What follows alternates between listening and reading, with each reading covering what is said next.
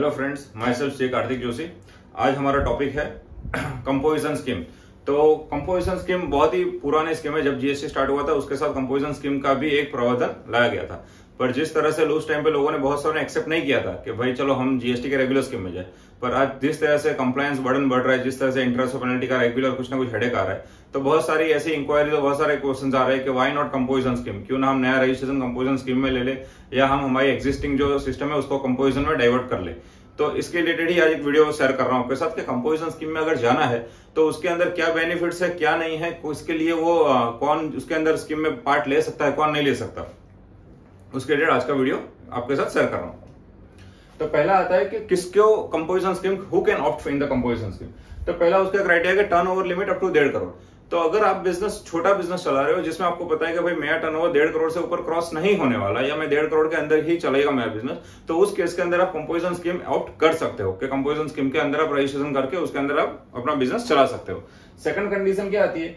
Second condition ये कि अगर नॉर्थ ईस्ट स्टेट्स के अंदर है या तो हिमाचल प्रदेश में, तो ये 1.5 करोड़ की लिमिट जो है वो 75 लाख हो जाती है। तो अगर आप हिमाचल प्रदेश या नॉर्थ ईस्टर्न स्टेट्स में कहीं आप बिजनेस करना चाहते हो, then this limit reduce to 75 lakh rupees. आगे आता है कि composition skill can also supply services. तो कंपोजिशन डीलर के अंदर ये फंड आता है कि भाई कंपोजिशन डीलर है तो क्या वो मैन्युफैक्चरिंग या ट्रेडिंग ही कर सकता है? नहीं, वो सर्विस भी सप्लाई कर सकता है। तो अगर सर्विस सप्लाई कर सकता है तो उसके अंदर कोई क्राइटेरिया, कोई लिमिट दिया है? तो हाँ, लिमिट क्या दिया उन्होंने? Dealer can supply services to extent of 10% of the turnover but subject to 5 lakh whichever is higher.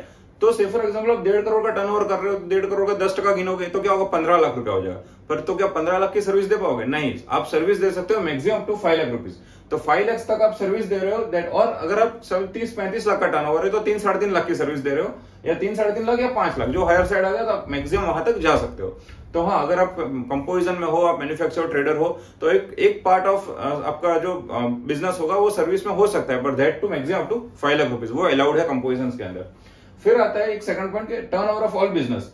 अभी क्या कहता है कि जैसे आप एक मैन्युफैक्चरिंग के अंदर हो, ट्रेडिंग के अंदर हो, सर्विस के अंदर हो, और अलग अलग सेक्टर है, अलग अलग आपके स्टेट्स के अंदर भी रजिस्ट्रेशन लेके रखे, तो पान नंबर आपका एक है। फॉर एग्जांपल आप इधर प्रोपराइटर हो, आप पार्टनरशिप हो, आप प्राइवेट लिमिटेड कंपनी हो, लिमिटेड कंपनी हो, पर अगर आप सेम पैन नंबर पे आप डिफरेंट स्टेट्स में या डिफरेंट एरियाज में वर्क कर रहे हो, तो उन टोटल का कॉम्बिनेशन मिला के टर्नओवर आपका ऐड होगा, और वो टर्नओवर आपका 1.5 करोड़ क्रॉस नहीं होना चाहिए। तो ये आपको ध्यान रखना है कि turnover basically composition scheme small scale business के लिए, जिसका टर्नओवर वो 1-1.5 करोड़ के अंदर ही घूम रहा है, जो आगे बढ़ना नहीं चाहता, या उसका बिजनेस ही ऐसा नहीं है कि जहां वो एक्सपेंड ग्रोथ करने वाला है। तो basically it's for small businesses. आगे बढ़ते हैं, आगे क्या कहता है? Not applicable. ये किसको एप्लीकेबल नहीं होगा? कंपोजिशन स्कीम के अंदर जाना चाहो फिर भी नहीं जा सकते। वैसे कौन है? तो manufacture of ice cream, pan masala, tobacco. जो आइसक्रीम के डीलरशिप में है, जो पैन मसाला के अंदर डील कर रहे हैं, टोबैको बेच रहे हैं, तो वो तो कंपोजिशन के अंदर उनको जाना अलाउड ही नहीं है। फिर आता है a person making interstate sale. अभी कंपोजिशन के किस तरह से अपने हाथ बांध रहे हैं, वो क्या कह रहा है कि भाई आप अगर कंपोजिशन में हो तो आप इंटरस्टेट परचेस तो कर पाओगे, पर आप इंटरस्टेट सेल नहीं कर पाओगे। तो ये सबसे बड़ा रिस्ट्रिक्शन आ जाता है। तो जो बंदा अगर एक छोटा बिजनेस भी स्टार्ट कर रहा है और अगर उसको कल उठ के इंटरस्टेट माल बेचना है, जैसे अगर मुंबई से गुजरात बेचना है या गुजरात से उसको दमन और दीव बेचना है, तो वो नहीं बेच पाएगा। क्यों? बीइंग दैट कि वो इंटरस्टेट सेल नहीं कर सकता। वो परचेस तो कहीं से भी कर सकता है ऑल ओवर इंडिया से, पर वो इंटरस्टेट सेल नहीं कर सकता। तो यहाँ वो हाथ काट दिया जाता है। इसलिए आपको अपने आप रेस्ट्रिक्ट करना है, और आप स्मॉल स्केल में चल रहे हो, एक रिटेल बिजनेस चला रहे हो, तो उस केस के अंदर आप इसके अंदर जा सकते हो। फिर एक कंडीशन है कैजुअल टैक्सेबल पर्सन और नॉन रेसिडेंट पर्सन। तो कैजुअल टैक्सेबल पर्सन वो होता है कि जिसके एक छोटे से पर्टिकुलर टाइम के लिए जिसने एक नंबर लिया, या पर्टिकुलर ट्रांजेक्शन के लिए जिसने नंबर लिया, वो कैजुअल टैक्सेबल में आते हैं, तो वो इसमें कंपोजिशन में जा नहीं सकते। नॉन रेसिडेंट कोई है जिसने इंडिया में पैन नंबर लिया और यहाँ बिजनेस करना चाहता है, वो कंपोजिशन के अंदर नहीं जा सकता। फिर जो बिजनेस ई कॉमर्स ऑपरेटर, आज की डेट में देखने जाओ तो ई कॉमर्स ऑपरेटर बहुत अच्छे से फैल रहा है, उसका एक्सपेंशन बहुत अच्छा है, पर अगर वो ई कॉमर्स में डील कर रहा है तो वो इसके अंदर नहीं जा पाएगा। किसके अंदर? कंपोजिशन स्कीम वो ऑप्ट नहीं कर सकता। फिर अगर आगे जाता है कंडीशंस टू बी फुलफिल। अगर आप कंपोजिशन में आपको समझो फर्स्ट कैटेगरी में फॉल हो गए, सेकंड आपको एप्लीकेबल नहीं था, फर्स्ट में फॉलो हो गया, आपने सोचा कि भाई मुझे इसके अंदर जाना है, तो आपको क्या ध्यान रखना है, क्या प्रावधान है जो आपको फॉलो करना है कंपोजिशन के अंदर? वो आता है पहला इनपुट टैक्स क्रेडिट। आप कंपोजिशन के अंदर आपको इनपुट टैक्स क्रेडिट कभी नहीं मिलने वाली, तो वो आपके लिए डायरेक्ट कॉस्ट हो गया। तो जो माल आप 100 रुपए में लेके, जिसपे 18% जीएसटी लगे 118 में आ रहा था, और 118 पे आप 18 रुपए क्रेडिट लेके आपका बेसिक कॉस्ट 100 रुपए हो रहा था, वो आपको पड़ेगा 118 में। तो आप अगर एक बिजनेस चलाना चाहते हो और कंपटीशन के साथ आप बिजनेस चलाना चाहते हो, कॉम्पिटिटिव मार्केट में रहना चाहते हो, तो कंपोजिशन स्कीम आपके लिए नहीं है। क्योंकि वहां आपका कॉस्ट बढ़ रहा है। आप जो भी परचेस करोगे हर जगह आपको आईटीसी नहीं मिलेगी। आप कहीं भी बिजनेस में कोई भी सर्विस ले रहे हो, आप प्रोफेशनल की सर्विस ले रहे हो, रॉयर की सर्विस ले रहे हो, आप ट्रांसपोर्टेशन कॉस्ट बेयर कर रहे हो, आप मैन्युफैक्चरिंग में जो भी परचेस कर रहे हो, आपका ट्रेडिंग में जो माल आ रहा है, कहीं भी आपको आईटीसी नहीं मिलने वाली है। तो वो डायरेक्ट कॉस्ट है आपका। तो आप मार्केट के अंदर ऐसे ही ओवर प्राइसिंग में चला जाओगे तो आप मार्केट में टिक भी नहीं पाओगे। तो मैं ऑलवेज सजेस्ट करता हूँ छोटे छोटे बिजनेसमैन को कि कंपोजिशन सिलेक्ट बहुत ध्यान से करना, वहां आप टिक नहीं पाओगे। आप एक जगह कंपोजिशन स्कीम का फंडा बेसिकली आता भी क्यों है कि भाई मुझे प्रोफेशनल सीए का कॉस्ट बढ़ रहा है या मेरी कंप्लायंस कॉस्ट बढ़ रही है। पर वो कॉस्ट देख लो, कंप्लायंस कॉस्ट क्या आएगी आपके साल की 25 या 50 हजार, पर उसके सामने आपको जो बिजनेस में लॉस जाएगा या आपको आईटीसी का लॉस और बिजनेस का ग्रोथ में जो लॉस जाएगा that is much more higher. तो सोच समझ के कंपोजिशन में जाओ, हो सके तो रेगुलर में जाओ, पर फिर भी जिसको जाना है उसके लिए आगे देखते हैं। Non GST supply not allowed. तो जो जीएसटी रजिस्टर्ड पर्सन है या तो जो कंपोजिशन में है तो वो कंपोजिशन में नॉन जीएसटी सप्लाई नहीं कर सकता। Non GST item like alcohol है, अगर अल्कोहल में उसको डील करना है, अल्कोहल बेचना है, तो वो कंपोजिशन स्कीम के अंदर नहीं बेच सकता। हाँ, नॉर्मल रेगुलर रजिस्टर्ड डीलर होगा तो वो नॉन जीएसटी सप्लाई कर पाएगा, पर कंपोजिशन डीलर वाला होगा वो नहीं कर पाएगा। फिर आता है different segments in the same firm must be registered in the same firm. तो ये मैंने आगे ही बताया, आप डिफरेंट सेगमेंट्स में हो तभी आपको कलेक्टिवली एक ही जगह रजिस्टर करके चलाना है और उसी को आपको फॉलो करना है। मतलब एक जगह आप कंपोजिशन चलाओ, दूसरी जगह रेगुलर स्कीम चलाओ, ऐसे नहीं कर सकते। अगर आप कंपोजिशन में हो तो आपका ऑल ओवर इंडिया में बिजनेस हो, ऑल ओवर स्टेट में बिजनेस हो, ऑल ओवर सिटी में बिजनेस हो, आप डिफरेंट सेगमेंट्स में काम कर रहे हो, पर आपको कंपोजिशन स्कीम में ही कलेक्टिवली चलना है हर जगह पे। तो वहां भी बहुत सारे रिस्ट्रिक्शंस आ जाते हैं। फिर सबसे इंपॉर्टेंट, कंपोजिशन में जा रहे हो तो आपको कंपोजिशन टैक्सेबल पर्सन का बोर्ड, डिस्प्ले बोर्ड लगा के रखना है। आप जहां भी बिजनेस कर रहे हो, आपकी बिजनेस प्लेस जो भी है या आप जहां भी सप्लाई लेके बैठे हो या दुकान खोल के बैठे हो, वहां आपको बाहर बोर्ड लगा के रखना है कंपोजिशन डीलर टैक्सेबल पर्सन। और उसको जो इश्यू करना है वो टैक्स इनवॉइस नहीं इश्यू करना है, उसको इश्यू करना है बिल ऑफ सप्लाई। अभी बिल ऑफ सप्लाई क्या होता है ये भी समझ लेते हैं। टैक्स इनवॉइस वो चीज हुई जिसमें आप अपना बेसिक का जो आपका कॉस्ट होगा वो डालोगे सेल्स प्राइस के अंदर, नीचे जीएसटी अलग से लगाओगे और फिर क्लाइंट को, से फॉर एग्जांपल आपका 100 रुपए का कोई मटेरियल बेच रहे हो, उस पर आप 18% जीएसटी लगा रहे हो, तो 18 रुपया नीचे अलग से लिखोगे और फिर 118 का बिल बना के बेचोगे। तो उसमें क्या होगा कि पार्टी जो होगी वो 18 रुपए का क्रेडिट ले लेगी और 100 रुपए उसे कॉस्ट में लोड कर देगी। पर यहाँ आपको ऐसा कुछ नहीं करना है, यहाँ आपको 118 का कॉमन मिल जाएगा या 100 रुपए का एक ही मिल जाएगा। जीएसटी आपको बाइफर्केट करके नहीं देना है और उसके ऊपर आपको टैक्स इनवॉइस नहीं लिखना है, आपको लिखना है bill of supply. Bill of supply के हिसाब से जाएगा। उसका क्या नुकसान सामने वाले को भी क्या होगा, जब बिल ऑफ सप्लाई से माल बेचोगे ना तो सामने वाला भी उसको आईटीसी उसको नहीं मिलना है, ना उसको कोई क्रेडिट मिलनी है, तो आपके साथ जो बिजनेस कर रहे हैं ना उनको भी लॉस है। तो ये समझो कंपोजिशन में जाने से आपको फायदा है, आप समझ रहे हो कि मेरा सी का कॉस्ट बच रहा है, पर आपसे खरीदने वाला ये सोचेगा कि भाई एक तो ये 100 रुपए का माल मुझे 118 के ऊपर प्रॉफिट लगा के बेच रहा है और 118 के बाद बेच रहा है और उसमें भी मुझे वो जीएसटी का क्रेडिट तो मिल नहीं रहा है, तो भाई मैं इसके धंधा क्यों करूं। तो वो बिजनेस करेगा ही नहीं आपके साथ। तो ये भी आपको समझना है कि अगर आप कंपोजिशन में डील कर रहे हो तो आपको सामने वाला कस्टमर भी कौन है वो भी आपको देख के डील करना पड़ेगा। नहीं तो अगर वो भी जीएसटी के कंप्लायंस में घूम रहा है और जीएसटी रेगुलर डीलर है तो वो आपसे खरीदेगा भी नहीं। तो जब कंपोजिशन में जा रहे हो तो ये चीज भी ध्यान रखोगे आपके सामने बायर कौन है।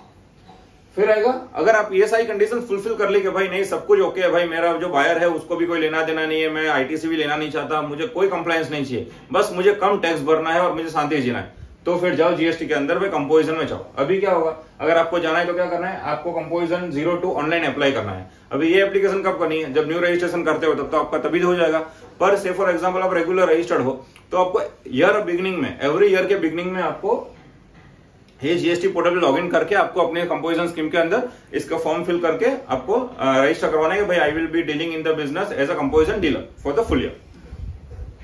अभी आते हैं रेट्स। जैसे सबको होता है कि भाई इसमें कम पैसा मेरा जा रहा है या कम मुझे हेडेक है, तो रेट्स ऑफ जीएसटी क्या है। जैसे मैन्युफैक्चर ट्रेडर्स है तो वो जीएसटी 0.5 या मैंने आईजीएसटी कॉलम क्यों नहीं लगाई, भूल गया, भूला नहीं, मैंने आगे ही बोला जो कंपोजिशन के अंदर वो इंटरस्टेट सेल नहीं कर सकता, इसलिए आपको आईजीएसटी वाला फंड अप्लाई होने वाला ही नहीं है।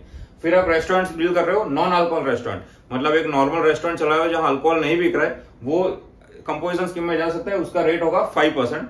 और एक अदर सर्विस प्रोवाइडर इनके स्मॉल स्केल सर्विस प्रोवाइडर्स आ गए, चार्टर्ड अकाउंट्स आ गए, प्रोफेशनल्स आ गए, या कोई भी बिजनेस चला रहा है वो भी कर सकता है, वो 6% उसको चार्ज करना होगा। अभी ये 6% जो होगा ना उससे आगे देखते हैं कि वो कैसे चार्ज करना है या कैसे करना है। तो ओवरऑल रेट्स ये है 1%, 5% और 6%। इसके हिसाब से कंपोजिशन डीलर अपने रेट्स लगाएगा और अपने बिल बनाएगा इस तरह से।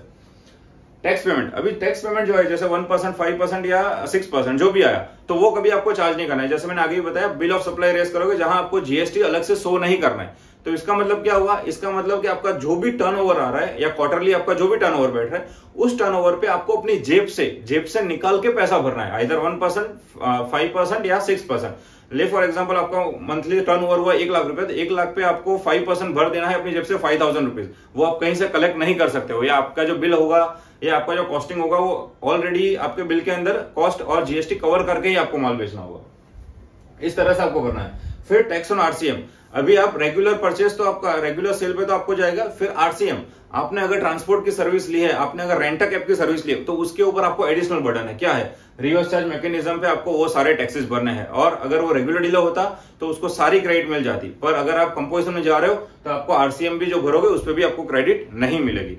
तो ये आपके लिए एडिशनल कॉस्ट हुआ। अभी थर्ड पॉइंट आता है, ये बहुत इंपॉर्टेंट पॉइंट है, tax on purchase from unregistered dealer. ये क्या था कि अगर आप अनरजिस्टर्ड डीलर से परचेस कर रहे हो तो उसके ऊपर भी आपको नॉर्मल रेट पे टैक्स भरना है और वो भी आपको कॉस्ट में ऐड करना है।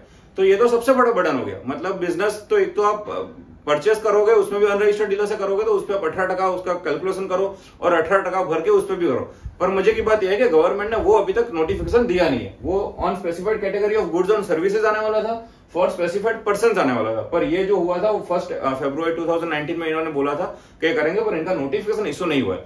तो आज के डेट में जो बिजनेस कर रहे हैं वो उनको एक फायदा है कि वो अनरजिस्टर्ड से परचेस कर रहे हैं तो उसको कम से कम उस पर टैक्स नहीं भरना है। पर जिस तरह से चल रहा है जीएसटी, ये कंपोजिशन स्कीम, इनके अंदर ये भी स्कीम आ जाएगी और ये बर्डन बढ़ने वाला ही है। फिर चाहे वो प्रोस्पेक्टिव और रिट्रोस्पेक्टिव, ये तो भगवान जाने। फिर आता है return filing.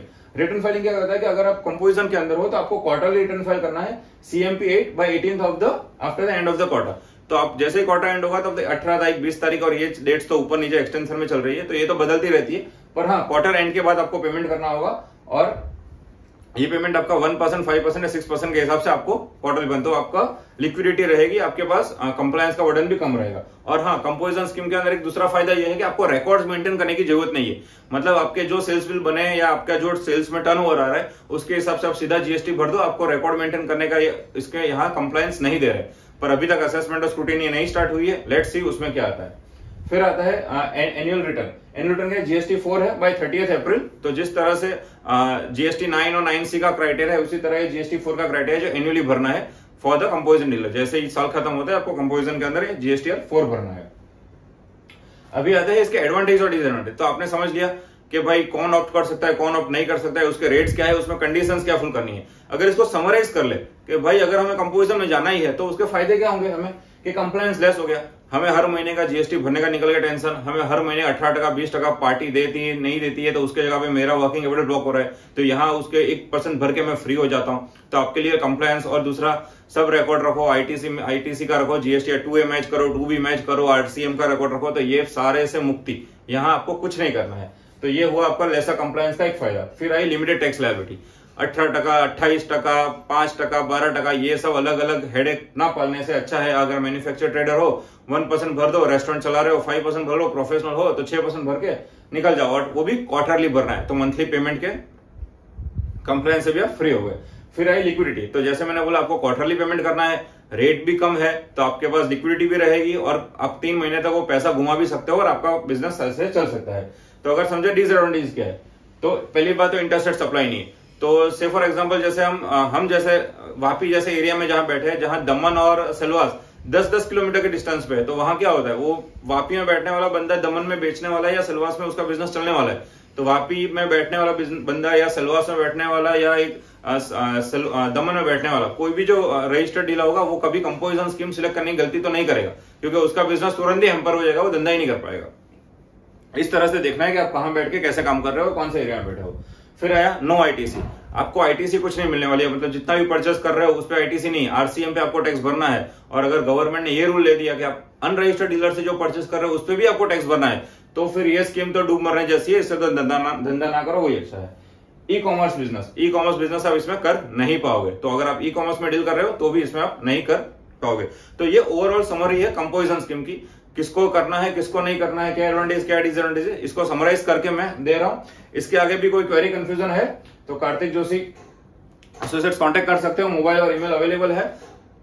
Thank you, have a good day, bye.